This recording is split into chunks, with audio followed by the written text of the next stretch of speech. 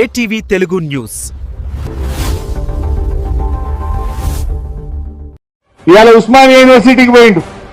ఈయన ఉస్మానియా యూనివర్సిటీకి పోతే పరిస్థితి ఏంటంటే 3 రోజుల నుంచి పోరాటాన్ని అరెస్ట్ చేశారు. రేవంత్ రెడ్డి వస్తే కానీ 3 రోజుల నుంచి ఉస్మానియా యూనివర్సిటీలో పిల్లలందరినీ అరెస్ట్ చేసి పోలీస్ స్టేషన్ లో పెడతా ఉన్నారు. మొత్తం ఇనుప కంచెలు పెట్టిండ్రు, గజంకొక్క పోలీసుని పెట్టిండ్రు.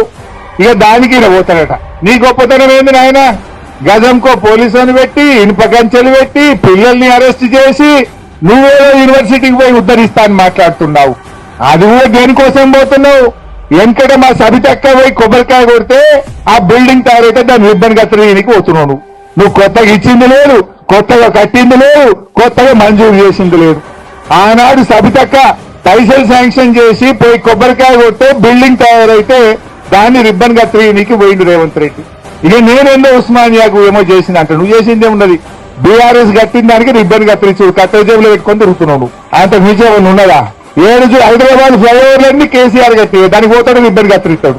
ఏదైనా మన బీఆర్ఎస్ హయాంలో చేసినవి తప్ప కొత్తగా ఒక బిల్డింగ్ కట్టింది లేదు, ఓ దవాఖానా కట్టింది లేదు, ఓ బ్రిడ్జి కట్టింది లేదు, ఓ బిల్డింగ్ కట్టింది లేదు.